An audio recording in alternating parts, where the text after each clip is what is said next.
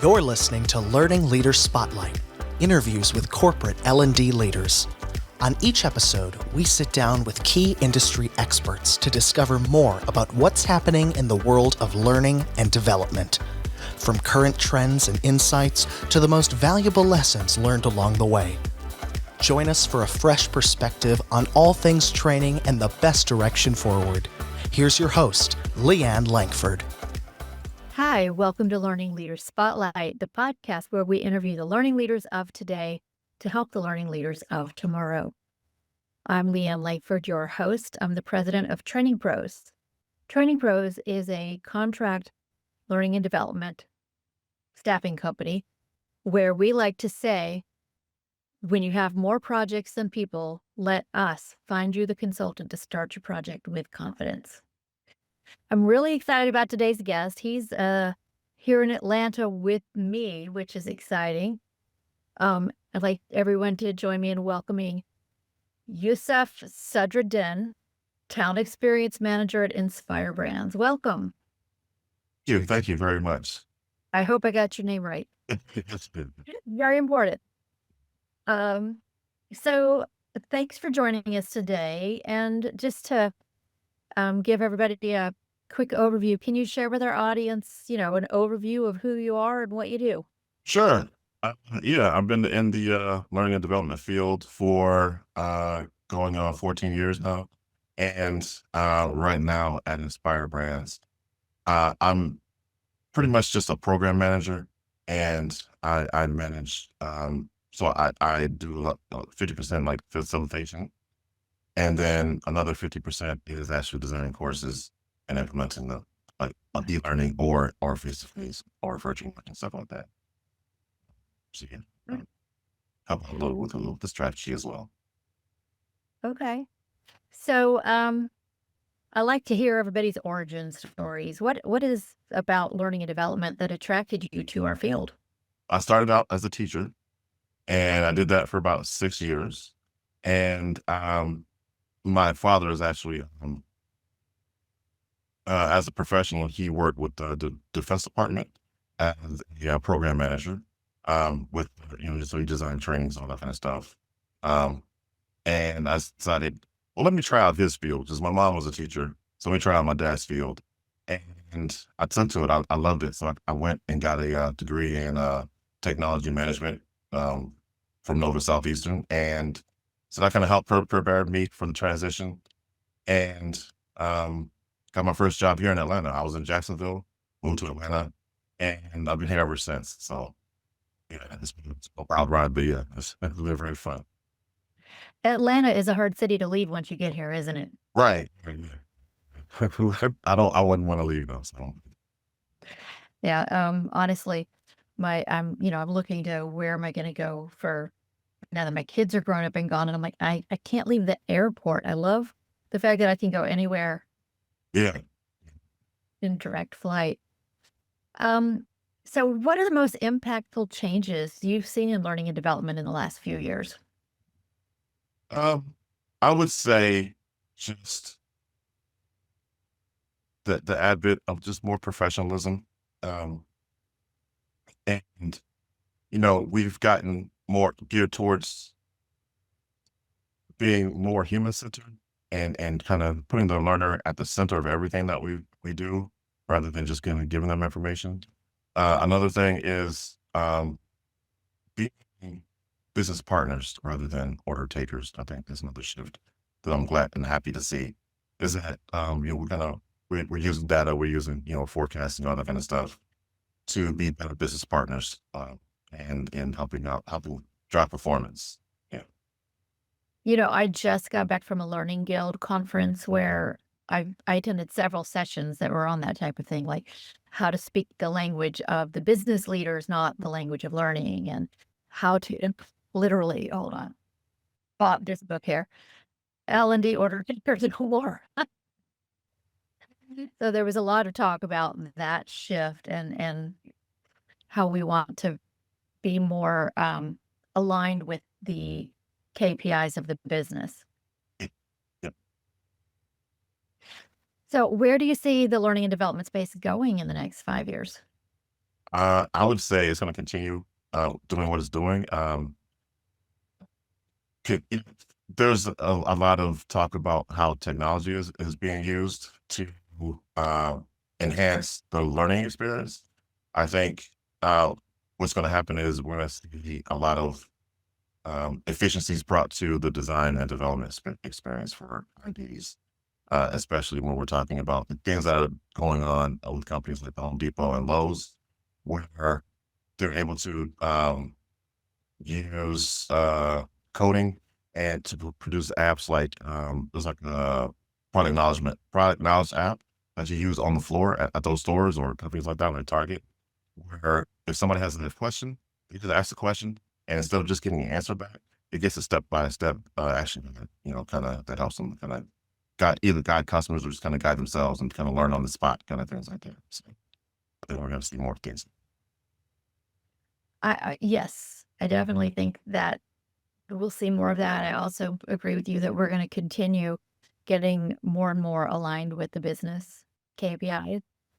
But yeah, technology is one of the biggest topics I hear people talk about when they talk about where we're going to be.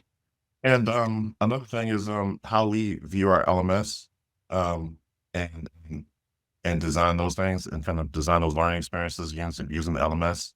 We're gonna actually, some of us have already transitioned to, and some of us are still in that transition to making sure that the training experience is not a one-time event.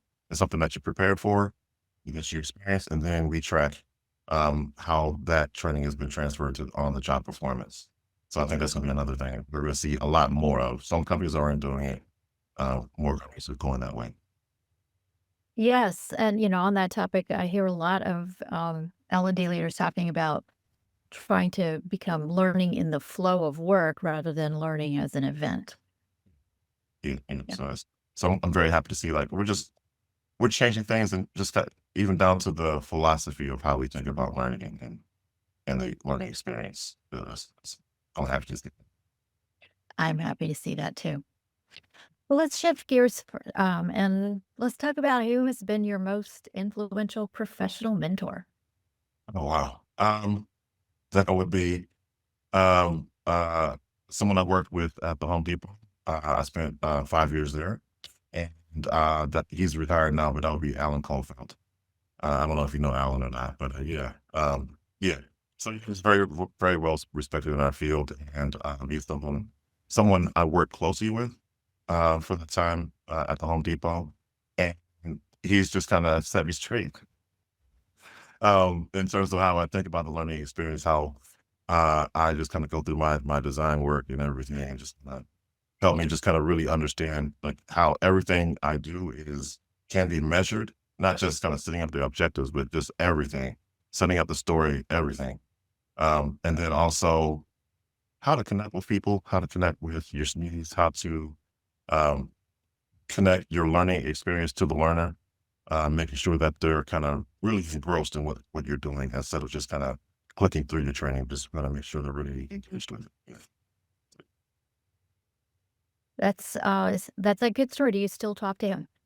No, I haven't talked to him in a while, but yeah, it was just kind of great. I mean, because he's that way with a lot of people that he worked with. So I'm sure he's enjoying his retirement now. But yeah, it's just yeah, I'm so happy to have had that experience to get to know him. That's great. I'm a big proponent of mentoring, and I think all of us, once we make it, should mentor somebody and help someone else come along in their career. So, do you participate in any kind of mentor programs, maybe with the local ATD chapter or anything like that? Not specific mentoring programs. No, no. I do participate in ATV. I've in the past, I've taken it upon myself to help other former teachers transition to the ID field. So I helped about 6 people there, and then as far as my own development, I just kind of just hired a business development coach, or sorry, a a career coach to help me kind of with my own development. So, yeah. That's wonderful. So, yeah, the school teachers listening right now are probably saying, "How do we get a hold of him?" Making that transition is so hard, and I'm approached by school teachers all the time going, "I know how to write training. I wanna be an instructor." I'm like, "Okay, well, you know, let's Yeah, figure yeah, this yeah, out," you know? yeah, yeah. Yeah. I mean, I still do it. Just kind of people just kind of reach out to me. So it takes about 6 weeks, and I just teach the basics, and it's a learn by doing kind of thing. And it's I'm not going to teach you how I was taught. I'm going to teach you the best way for you to learn it. So but the goals are still you come out with a portfolio and a sample course. So Mhm. and and and the skills to be able to interview for the job. So That's all I need. That's fantastic. Yeah, so, his information will be in the show notes if anybody wants to reach out to him on LinkedIn. And I also love, what you said about hiring a career coach to help you. A big proponent of hiring coaches because the one thing I know at my age is I don't know anything. I need other people to help me on every aspect, you know? yeah, my coach, John Carnes, he's a great guy. We meet pretty much every other week, and there's so many things that he's helped me with, just kind of just understand and implement in my own careers. Very thankful for that. You know what? And you gotta give yourself credit for realizing that outside help, is a lot of help. Yes, yeah, yeah, yeah. Um, so what do you think is the most important skill right now for people to have? Oh wow. That would be the skill to put yourself in someone else's shoes. So I would say any of all the soft skills are probably the most important for me as an instructional designer, um, or someone in the L&D field, and putting yourself in someone else's shoes, whether you're talking to a SME who thinks this training project is just one of the many things on their plate, or you're talking to a manager of a person that's going to take the learning, or if you're talking to the learner themselves, if you're fortunate enough to be able to have time to gather user stories on that kind of stuff. Um, Always use um, the fact that your training is just a little blip in that person's life in terms of like you're kind of negotiating for their time. So make sure it's impactful. Um, Make sure it's easy. Make sure it's usable. All that kind of stuff. And making sure that you listen to them, listen to how they talk, try to put the training in kind of like their language, kind of like how they kind of listen to like the rhythms and all that kind of stuff. I mean, I know we're using like AI voices and all that kind of stuff now. It's a little bit harder to do. But even when you're writing, if you're just writing it, just making sure you kind of make your trainings kind of sound like them and explain things how they would kind of hear it in their head.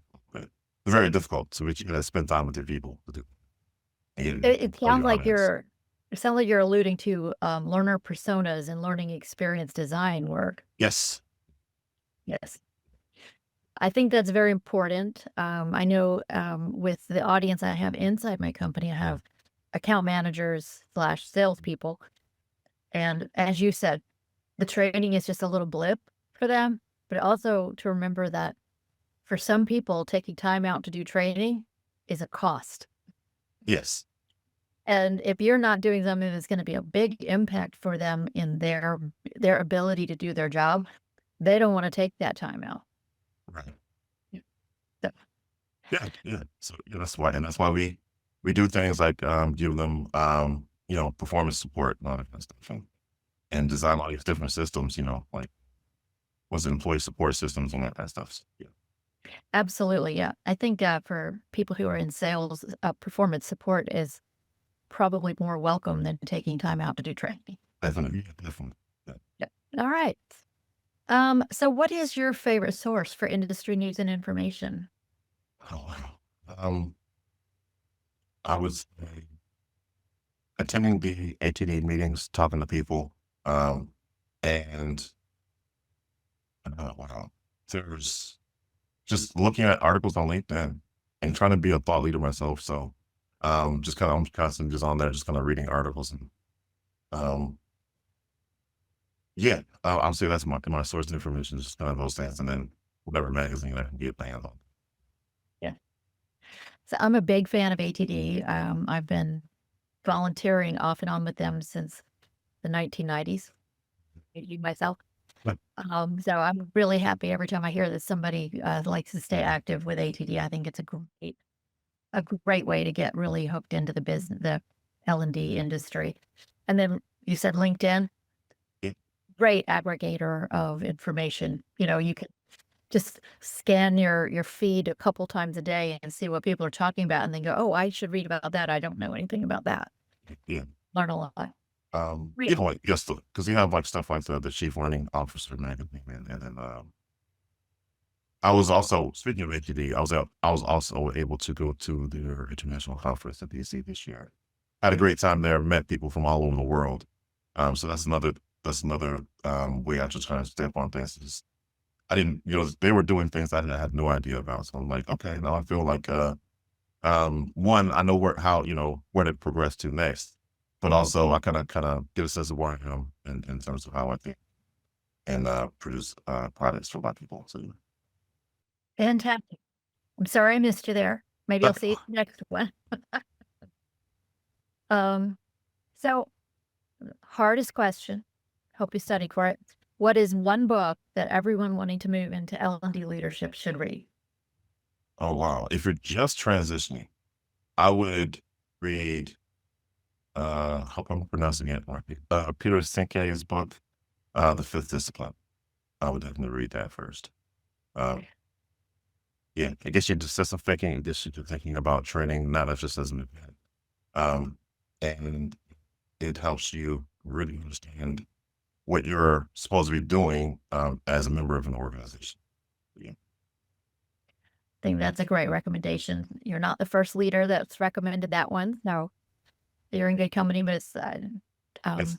always good to remind people of the basic books they should be reading. And if you're not reading a business book every week, you need to be doing that if you want to move up into the leadership roles. Yeah. And then another reference guide to keep with you is the ATT Book of Knowledge Guide. I have that with me. Yeah. It's in here. I didn't buy that recently. I bought it back when I was newer, but yeah. Yeah, yeah. I got the second edition. I'm like, if I'm gonna reference something, I need to look at this guide.